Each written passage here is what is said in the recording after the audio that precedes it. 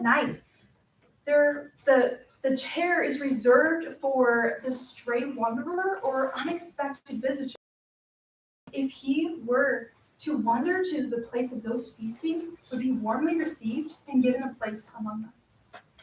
I am especially struck by the vacant chair, which has become the visual and in fact tangible manifestation of hospitality expressed so deliberately.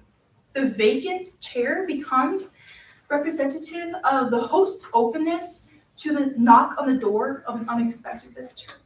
The vacant chair is an invitation to us to be received and served as a guest. It is of the entertainment of gods and man that is the subject of Homer's Odyssey. From its inception, we hear an audible outcry of concerning the disharmonious relationship between guest and host. Odysseus is detained by Calypso on Ogygia, and the overbearing suitors remain indefinitely in the halls of Telemachus, Odysseus' son. To reiterate, an outcry is heard regarding the proper conduct of hospitality not being upheld, but disregarded. Odysseus is described as unhappy, and Telemachus sits grieving. Yet, despite Telemachus' grief, he is not so overcome as to not see when an unexpected visitor comes to his threshold. This is the first quote in your quote sheet. Quote, he saw Athena and went straight to the forecourt. The heart within him scandalized that a guest should still be standing at the doors. Unquote. For all Telemachus knows, the disguised Athena may be another ill-intentioned suitor. Yet, he is unyielding in showing the proper conduct as master of the home, not to refuse anyone. Quote 2 in your handout. Quote, he led her and seated her in a chair with a cloth to sit on. The chair splendid and elaborate. For her feet there was a footstool. For himself, he drew a painted bench next to her, apart from the others. Unquote. Now, most of us are familiar with the Odyssey. We are familiar with the theme of homecoming, Nostos, that poses as the great feat for Odysseus. Homer shows us that the gods have an active role in seeing that his Nostos is fully accomplished. Quote 3 in your handout, quote, but come, let all of us who are here work out his homecoming and see to it that he returns. Unquote. I think we can include ourselves in this participation because the further we read, the closer Odysseus gets to achieving his homecoming. The gods accomplish this urging through their own favor, but also through the hospitality of men. That is, Homer needs the favor of the gods, he needs us, and he relies on the hospitality of others to see his Nostos fully accomplished. By exploring the themes of hospitality as integral to the Odyssey, I will be primarily focusing on the instantaneous responses of the host and the guest, with the aim of attaining some satisfactory account of the lessons of hospitality. Then I will show why we need to deliberately choose to live hospitably and an attitude of service that is imperative to fulfilling our Christian vocation. The Greeks saw hospitality as possible encounters with the gods. As people of God, we have revelations of encounters with a true God. I will be orienting my oration first by looking into a brief etymology.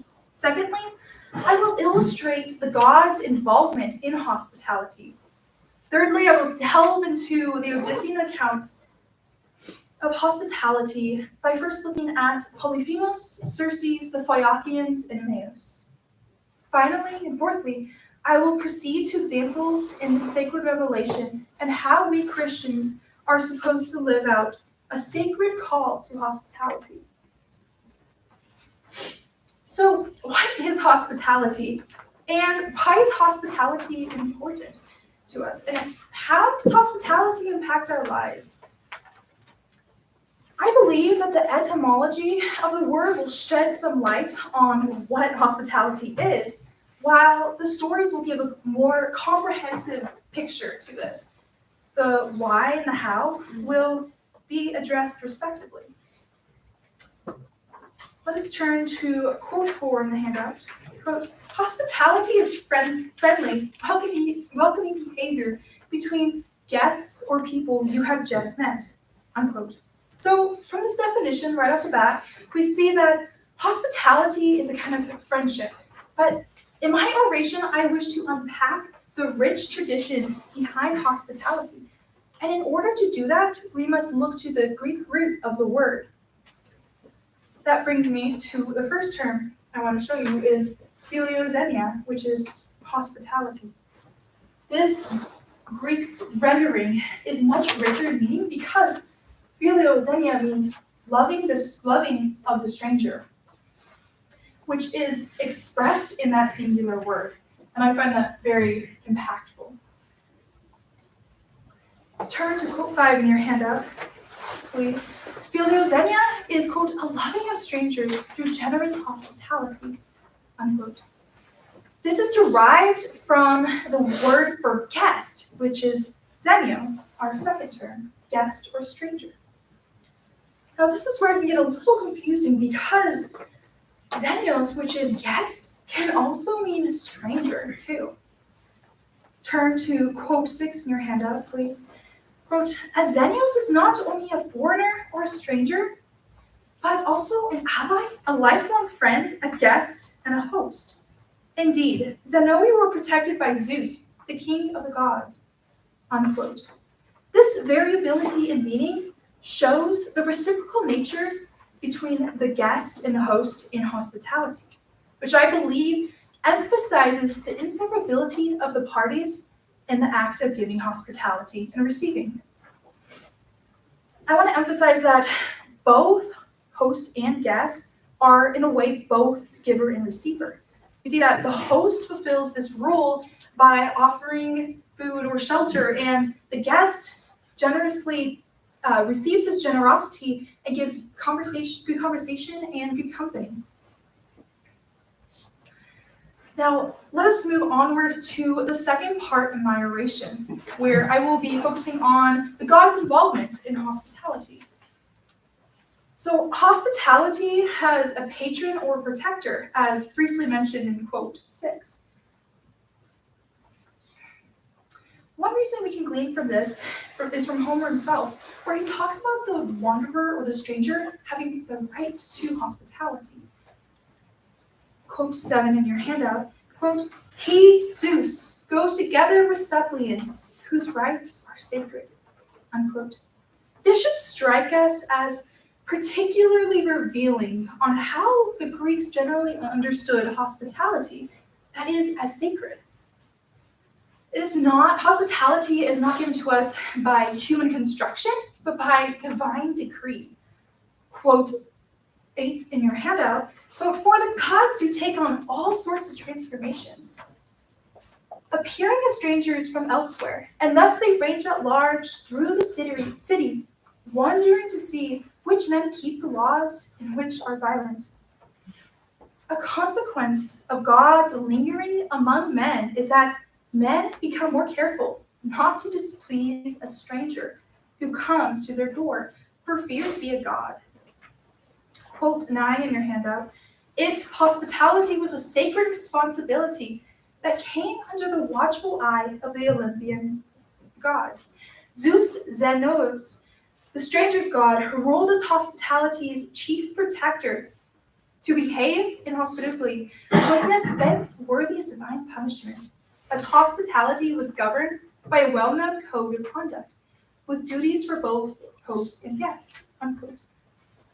One final thought I want to leave you with is the interconnection between hosting a stranger and a sacrifice owed to a god. We see an example of this with Alconius, who is the kind king who welcomes Odysseus into his palace.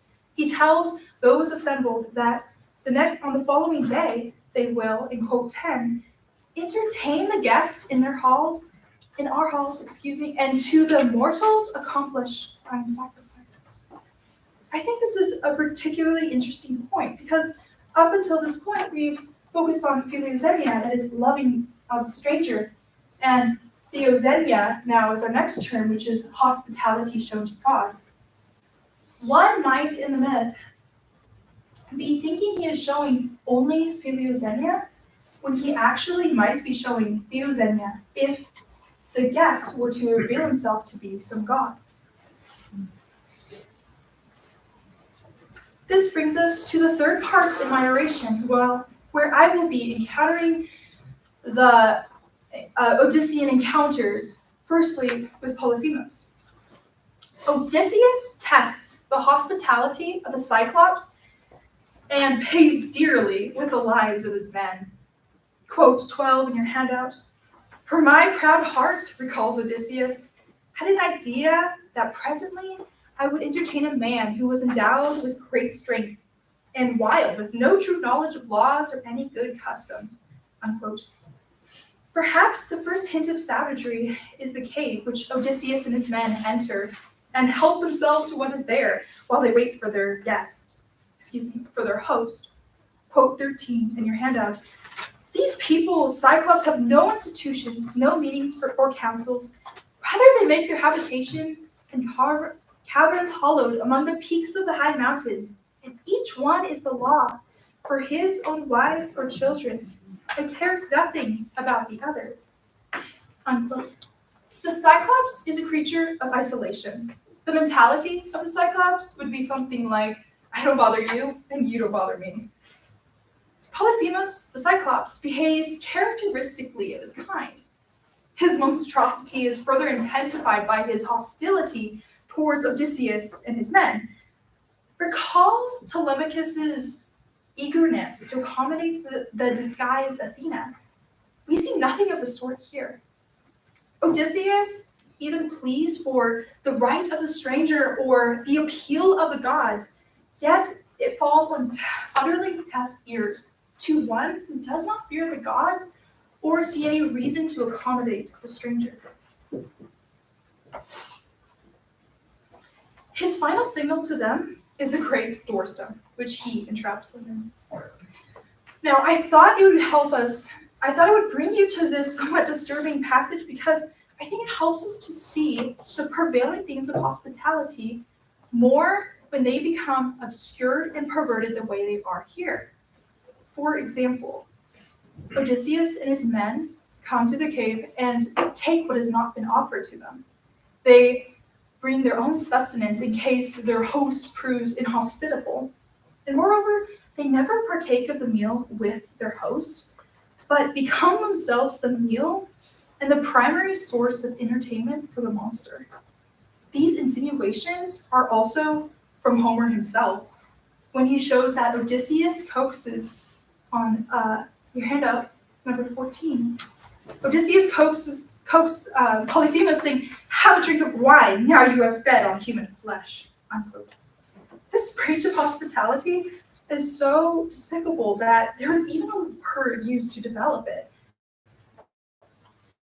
One who devours guests, which is Theodates. And similarly, the contorted idea of entertainment shown to a guest is xenoktonos, the slaying of guests.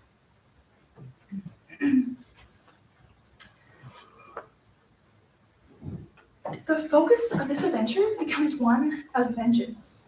Number 14 in your quote sheet. Quote, Zeus, the guest god, who stands behind all strangers with honors due them, avenges any wrong towards strangers and supplements. Unquote.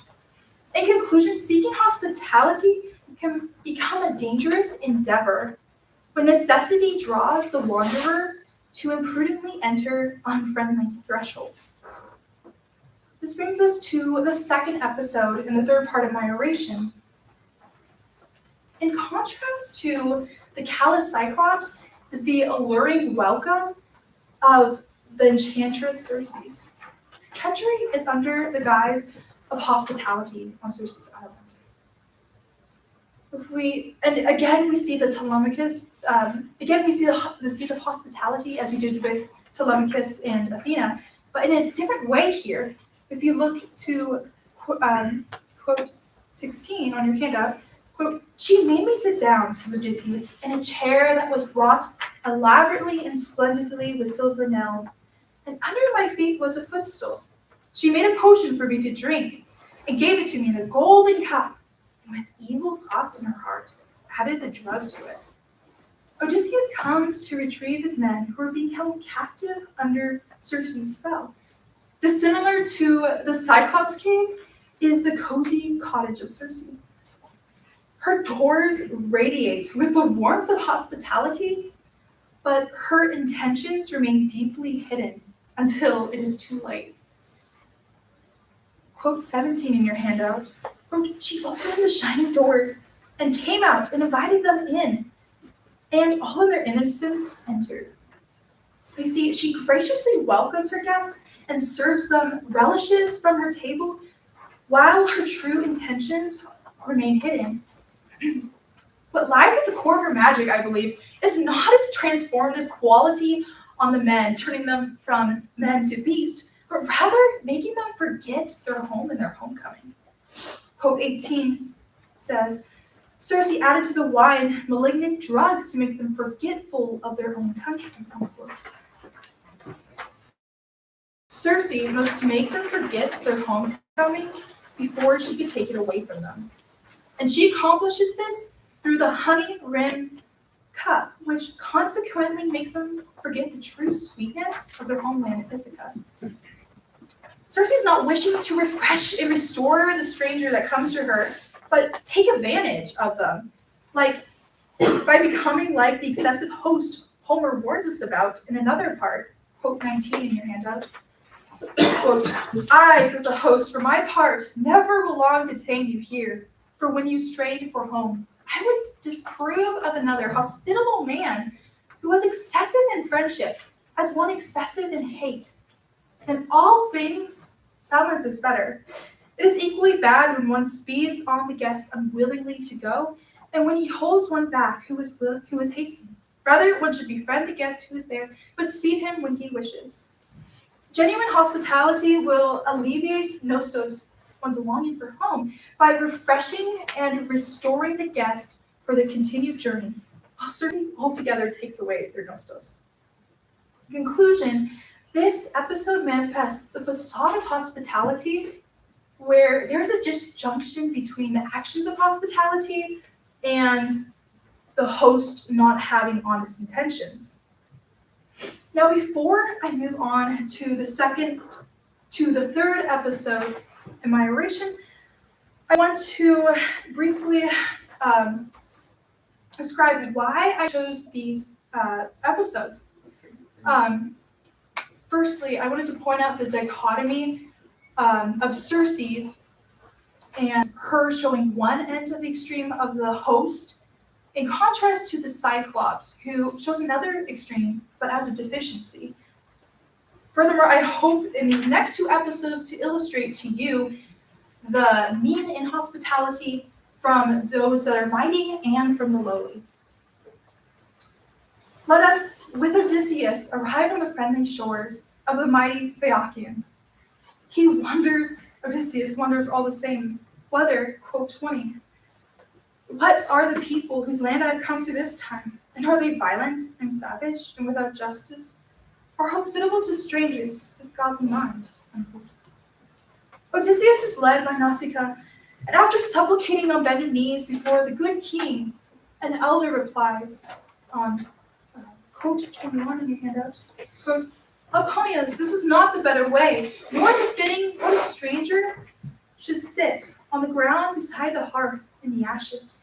But come, raise the stranger up and seat him on a silver-studded chair, and tell your heralds to mix wine in for us. So we can pour a libation to Zeus, who delights in the thunder, and he goes together with suppliants, whose rites are sacred. And let the housekeeper from her stores give the stranger a supper. But when Alconius of the hollowed strength had heard this, he took by the hand the wise and much despising Odysseus, and raised him up from the fireside and set him on a shining chair, displacing his son, who had been sitting next to him, and who was the one he loved most. You see, Alconius honors Odysseus as he would a son.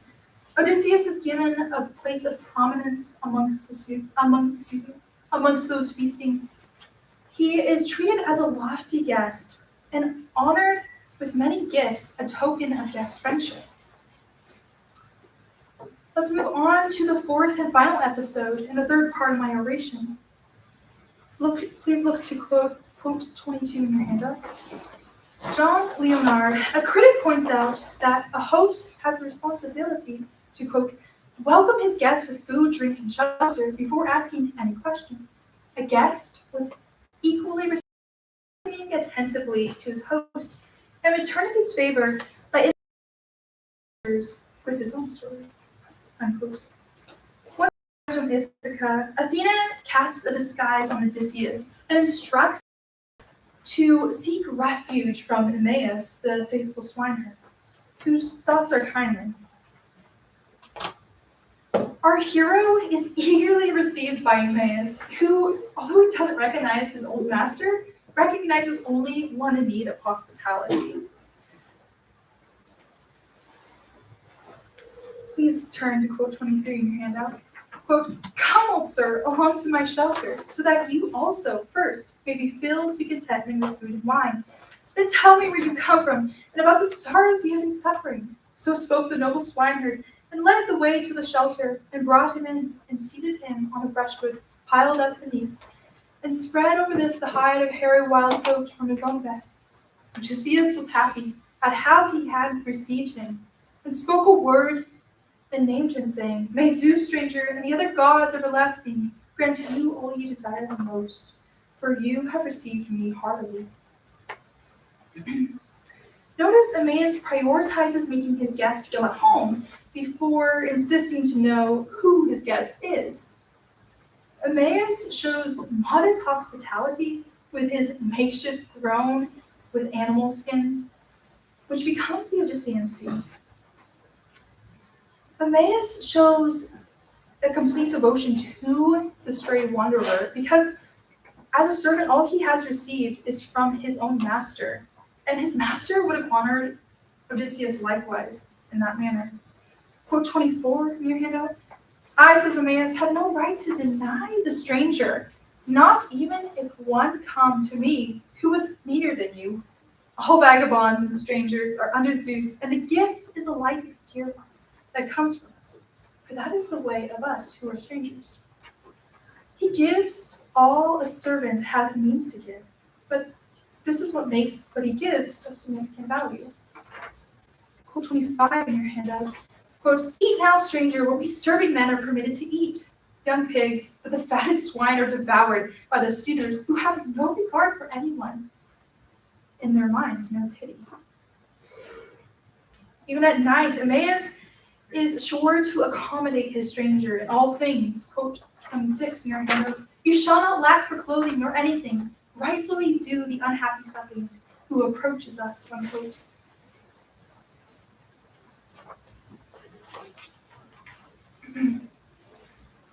What we may take away from this encounter, excuse me, is the earnestness and compassion that Emmaus shows to a destitute Odysseus. There's a prevailing degree of fear, but this is grounded in the acknowledgement of the justice of the gods and weighing the actions of men and their deeds. This brings me to, before I continue to the fourth part and the final part of my oration, I would like to address what I have thus far talked about.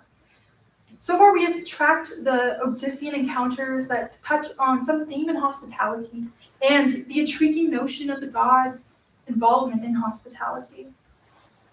Homer's hospitality focuses primarily on this aspect of visitation, which is that the guests seek some food, some shelter, clothing, or passage, and the recipient is obliged to meet these needs because the stranger comes under the protection of the gods. These are valuable lessons for Odysseus because without the poor encounters of hospitality, he may never have understood its true worth. Now, let's move on to the fourth and final part in my oration.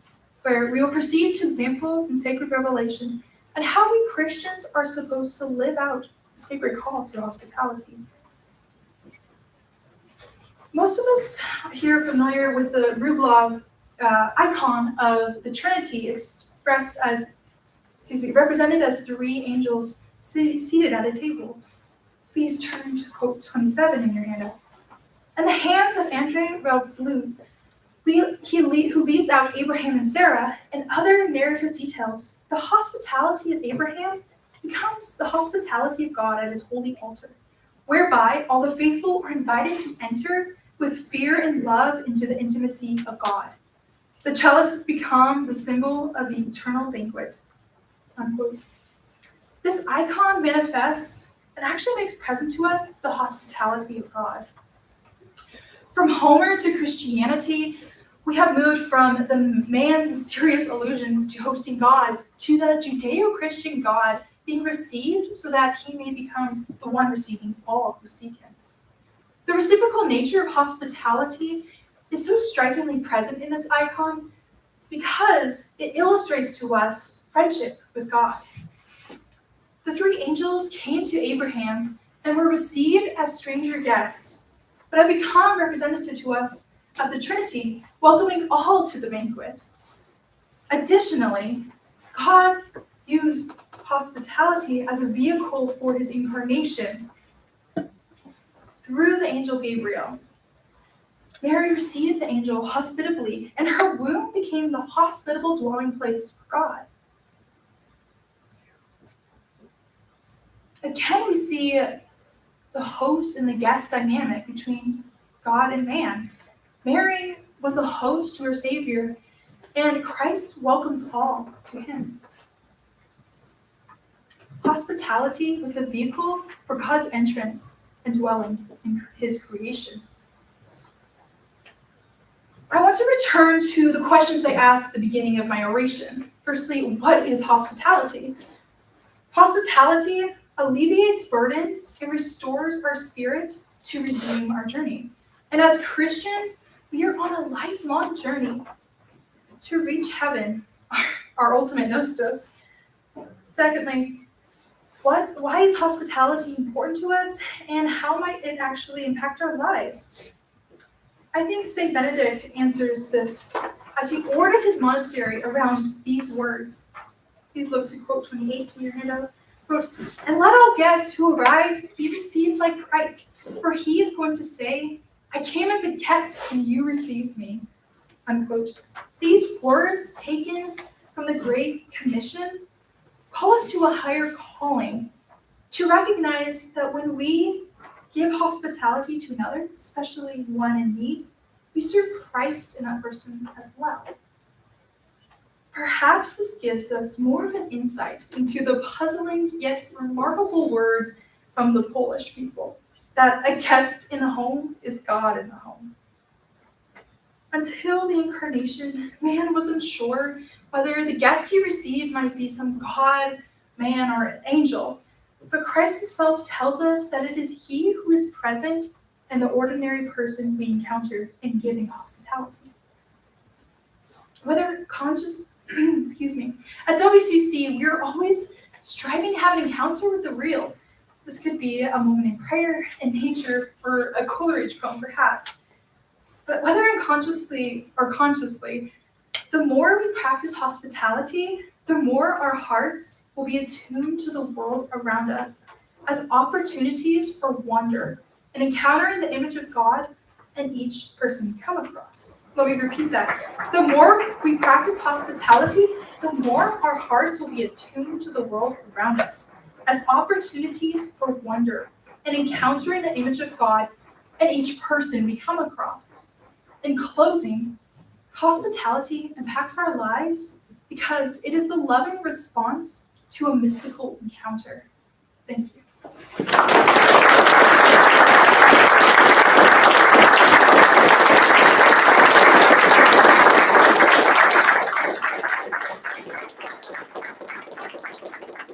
Thank you very much, Ms. Aguirre. We're going to start with questions from the faculty panel, and then we'll open it up. Thank you very much for your oration. One thing that comes to mind, this is more of an observation than anything else, one thing that comes to mind listening to an oration on this topic is Ovid's story of Baucis and Philemon, of course, who were the only ones in their town who offered hospitality to Jupiter and Mercury incognito, and they were suitably rewarded for it.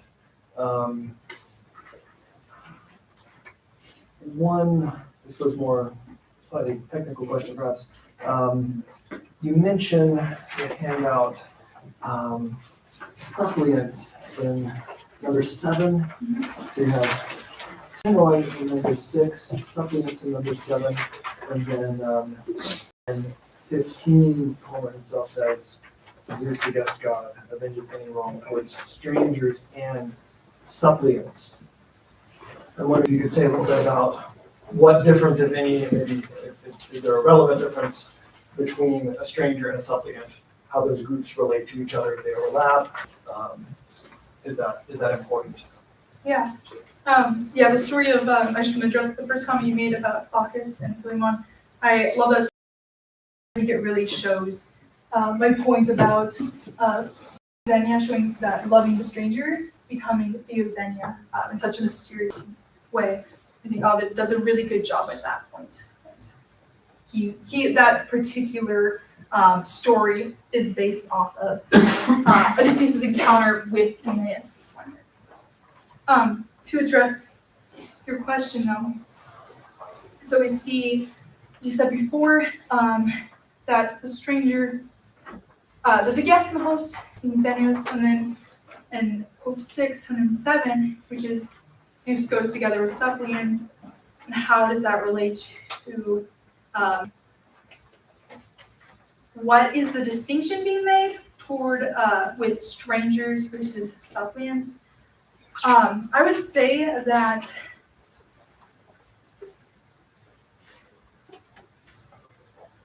it's an emphasis on the stranger as the vulnerable suppliant. In other words, expounding more what he means by Zeus being the protector of the stranger, clarifying that more and saying, actually, it's one who comes to another and in supplication in that sort of need. So I would say that it's an expounding on what is meant by stranger. So are all, yeah, that's helpful, thank you. Are all strangers suppliants? Or are some strangers not suppliants? Can you expound on that question, please? I'm just curious about, so if I understood your response a minute ago, you're saying that the term or the notion of suppliant is an expansion or an explanation of the term stranger. Is that right? Mm-hmm. Are there strangers who are not suppliants, or are all strangers suppliants? Oh, okay. I see your question. Thinking back to Aeneas has this conversation with Odysseus about the last stranger he hosted, which was actually a wicked man, a murderer actually, and he still offered the hospitality toward him. But Aeneas tells Odysseus that if he has evil intentions, then that is a situation where it's no longer necessarily Zeus who goes with the stranger in the suppliants. Like there's a point where, yeah. Does that help to clarify? Yeah, thank you. Okay. I'm not sure this is one question. We'll find out. So this reminds me of another mythology. I don't know if you know the story in Norse mythology, recounted by Wagner, where Siegmund is received as a guest stranger by Sieglinde, and they discover their brother and sister, and they engage in acts of love, and then Sieglinde's husband Hunding returns home, and his obligations to his guest means that he can't kill Siegmund that night. He comes as a morning.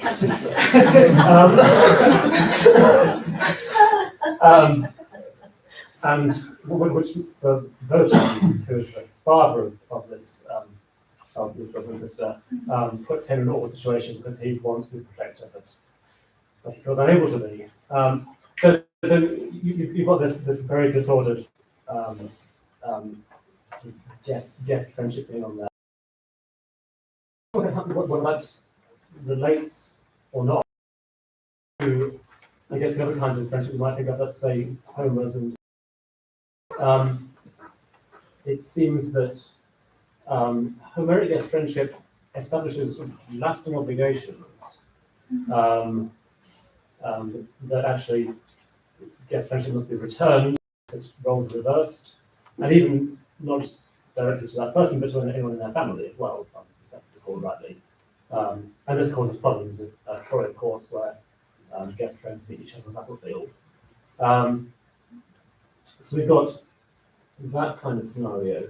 And then I'm trying to think of the examples we might come from the Judeo-Christian world. Are those things we set aside? These things. I was trying to think of a parallel for the empty chair you're opening. Anecdote. I couldn't think of it in Homer. Maybe you can give me something. But in Judaism, the empty chair, of course, is the throne of God, isn't it? The invisible presence. But not a place where we can easily participate in guest friendship. You can't just go into the Holy of Holies and enjoy this thing, far from it. God doesn't do it like that. Except he does, of course, because actually in the Christian dispensation, that's what happens. You know, we pray the Byzantine Rite, receiving each other as a pilgrimage to supper. Or in Latin, like reversing that same dynamic, we say, Lord, I am not worthy of actually entering your roof, pretend to say the word. Right? So it looks like we can have this guest friendship both ways around with God. So could you just tell me, how do these things relate? Does in fact Homer's idea enable us to understand better the biblical ones or not? How many models do we have of relationships? Yeah.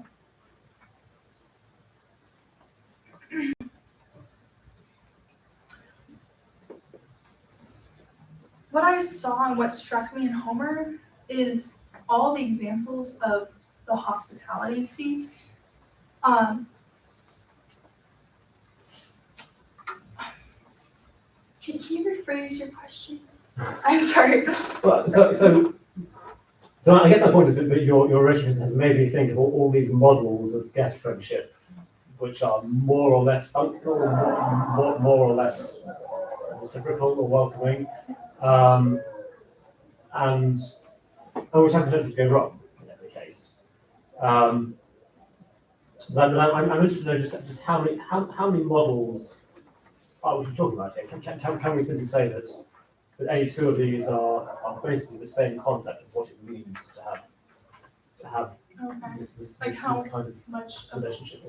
so like how much of Homer in this guest friendship illustrated with the chair, like how much of it can actually transfer to the Christian idea of Right, is it the same idea, or is there some crucial distinction I need to understand between them?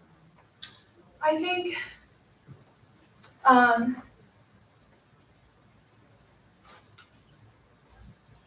think the reciprocal nature is present in both.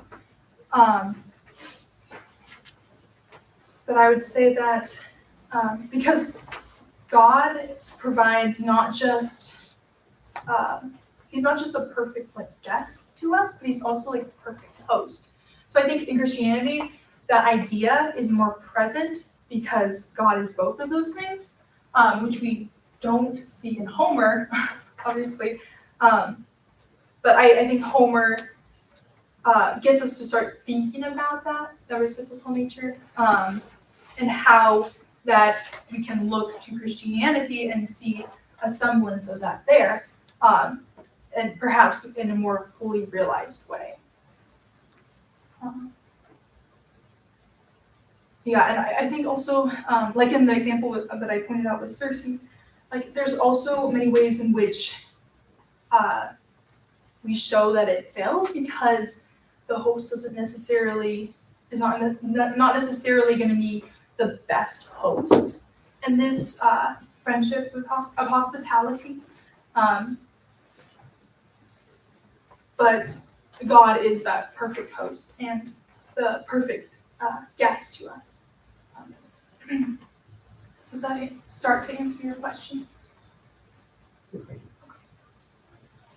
Just one additional comment there, at least in contemporary Judaism, I don't know how long-standing this practice is. The celebration of the Passover includes setting a plate for, I think it's for Elijah, to come. So there's a kind of empty chair there in a place set. I don't know how contemporary or ancient that practice is. You had a nice formulation of the Cyclops mentality. You said that the Cyclops mentality was, I don't bother you and you don't bother me. And I'm disturbed to realize that seems to be the way most people today think about justice and law. So now I'm wondering if everyone I'm surrounded by is actually secretly a Cyclops. Right? That as long as you respect my rights, I'll respect your rights. We don't step on each other's toes. Yeah. We all live our own way as long as we don't. The only thing we can't tolerate is intolerance. Anyway, okay, moving on from that. You went to the Odyssey to learn more about hospitality, and much of what you focused on the oration was about. Well, it's reciprocal, but so much of it is sort of seems to be about what the hospitality of the host. I guess I'm wondering if you could say something about how to be a good guest.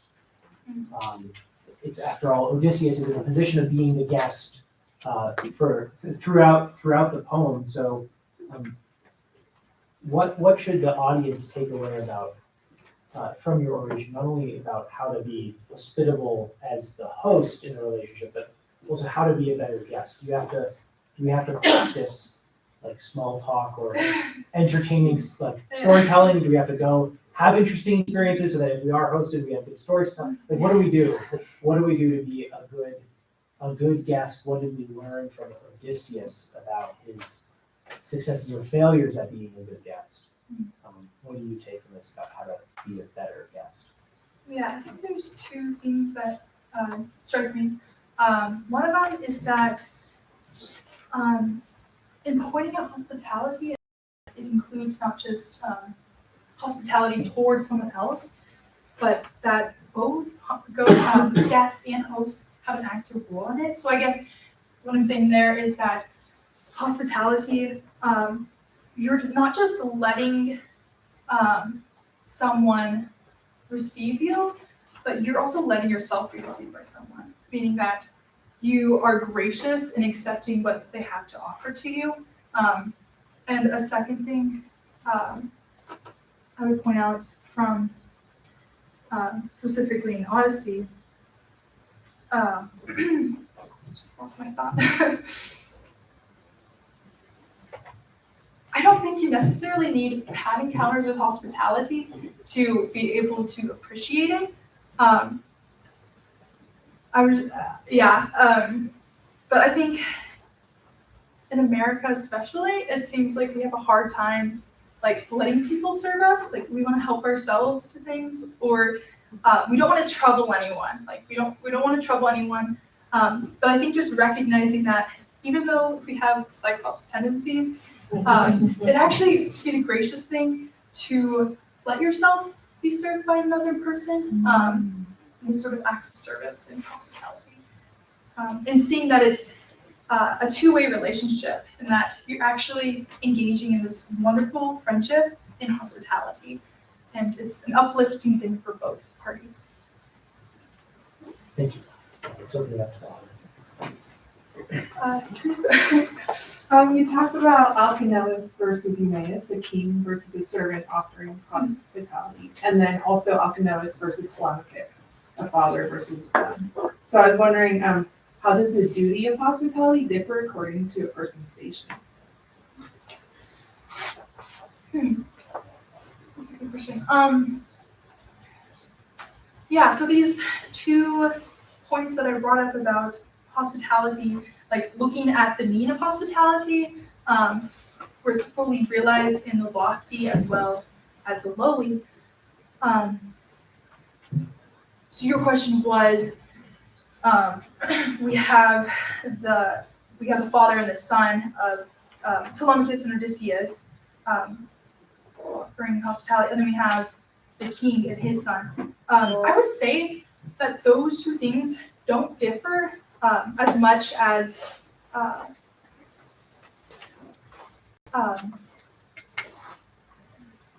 I'm sorry, I think I'm now understanding your question. Okay, so you're saying Telemachus, he gives hospitality to disguise the theme. We have that story, and then we have Odyssey, who's a king, not a prince, who offers hospitality to Odysseus. And what is it exactly that's at the core of those two? So Telemachus in this scenario, because Odysseus is away from home, he has taken charge over the home, though he's a prince. I would say that their roles look a lot alike. They're still offering the best that they have to offer. And I would say that the whole idea of the king or the prince differ as much as you might think, even though they might have a difference of roles. But Odysseus was there, and Telemachus would definitely have took a step back, because in the order of the home, it would only be right that the king is the one who is the main giver in hospitality.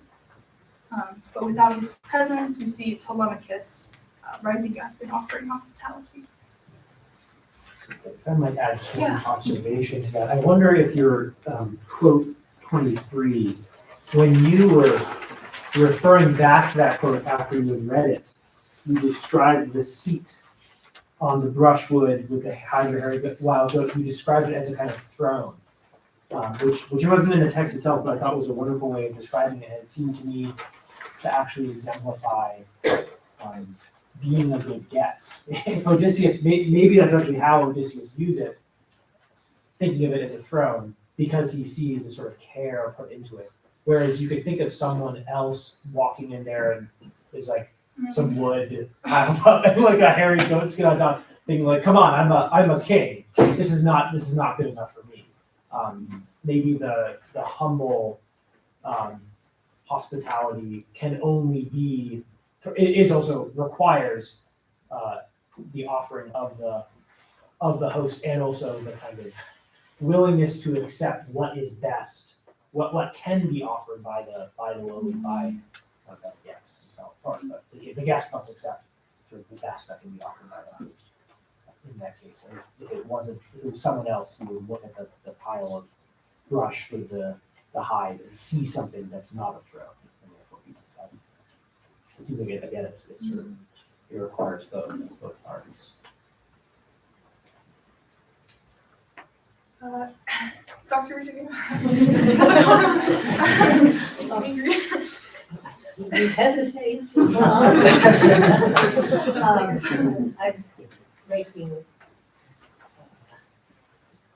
an inventory of all the rude guests I've had. Where they live. I wondered if Homer can guide us. Clearly, the whole excesses of the suitors is an injunction against rude guests, but so many of the boundaries about hospitality are set conventionally. You mentioned something about our culture not wanting to be hosted, to do things for ourselves. My experience of student guests over the years includes, until here, excesses of empty beer bottles left all over the house, people sleeping on the rugs well into the morning hours when they should have gone home. This is not. Yeah.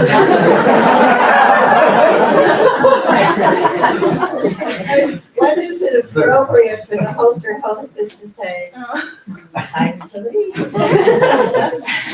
Some of these things are conventional, and I don't know, everything sounds so godly and beautiful the way that Homer, the story of Abraham is presented, but there's also a kind of sensibility that we often seem to lack, or that has to be inculcated through the culture, and if it's not, you end up with the suitors, it's never go away.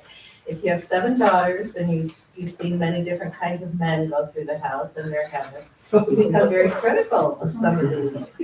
Yes, anyway, well, how do you set boundaries, if does homework help us in that?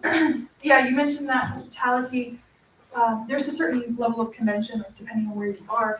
And returning to the story with Aeneas, when he realizes that, or he is suspicious of Odysseus, and Odysseus is sharing the story, he's suspicious that Odysseus is actually not telling the truth. And so he tells him that he needs to be truthful because the last guest that he had hosted, which I mentioned previously, was like the murderer. And so there are like certain little like glimpses that we see in Homer of like the host putting these boundaries up, but it will look different in depending on like, what culture you're from. But I would say to you that there's always a way to do it graciously. There's the Don't need to door.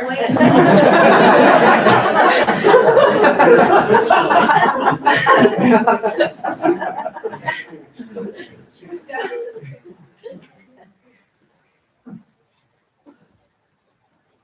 Happy? Thank you so much. So in the Homeric world, it seems like you need a house and a chair and maybe like food to offer people. But in the Christian world, it seems like you don't really need material possessions as much. Like Mary, she could give hospitality without having much. And I was just wondering if you could speak to the role of like material possessions in hospitality. Are they necessary? Like, is there a mode of hospitality that doesn't require having things? Yeah. I'd say, well, first looking at the Odyssey, it seems to be in these encounters that we haven't yet gone to the Christianity, and so there's more emphasis on the things that are given. I don't know if that's because, but it doesn't seem to me that, let me rephrase this.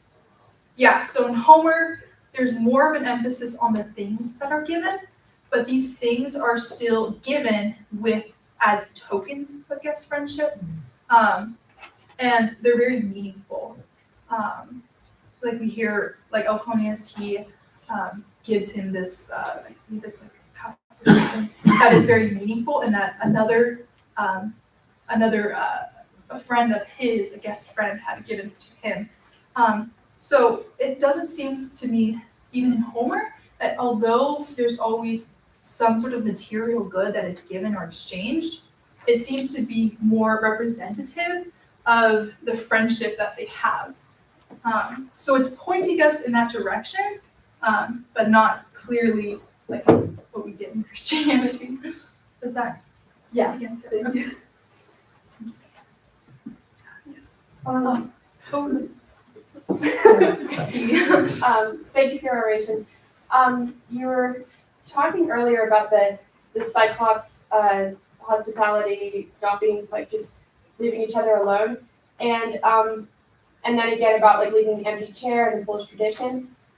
But I was just wondering, like, what are some of your own personal ideas for how we can like show hospitality and like reach out in that way, like today, like in our specific situations? Because it's like pretty unlikely that if you're having dinner, some random person's gonna knock on the door and be like, please give me shelter for the whole night. This doesn't usually happen. So like, what are your ideas for how we could still continue that virtue of hospitality as if we're seeing God?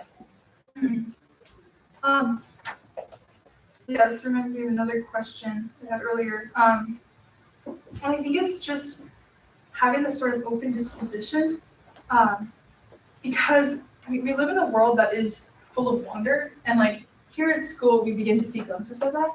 And so hospitality is another way in which we become receptive to others. So I would say specifically that just like opening up ourselves to other people in conversation or in passing, is a good way to start. Yeah.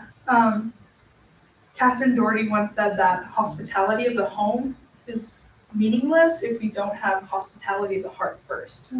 So I think that really gets after, even though we might not be, receiving the knock at the door, we should begin firstly by having that sort of understanding in hospitality and that that sort of receptiveness to others. Yes. I guess I'm wondering, back to something you said earlier, in response to Dr. Hodgkinson, if I remember correctly, you said that one of the differences between Christian hospitality and the pagan hospitality was that where pagan hospitality failed, Christian hospitality had the divine, the incarnational God somehow present, making it work out, it not fail, as contrast to pagan hospitality failing. And I was wondering if you could speak to that a little bit more. What does it mean for Christian hospitality to have a relationship not only between the hospitality giver and the receiver, but also with the divine and the giver and receiver, such that it seems like we can fail in giving hospitality. We can do it badly.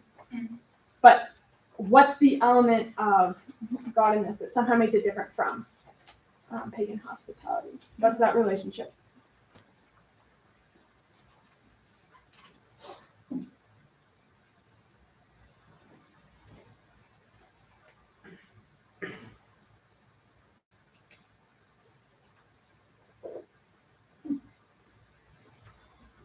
Or I guess, what changes between the pagan hospitality and Christian hospitality, such that where pagan hospitality failed, Christian hospitality doesn't? Yeah.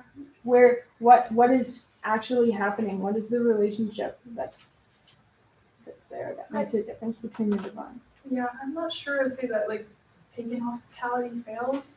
I think it just is not fully realized until Christianity. What is that exactly? What is being realized in Christianity with hospitality? I think I was mainly trying to point out the dignity in hospitality, in that it's God that we are receiving in Christian hospitality. To emphasize that point, I'm not sure I would say that the pagan hospitality fails. Sorry, I don't really know how to go more into that question. We're actually over time. Okay. Good job of keeping track of time, but please join me in.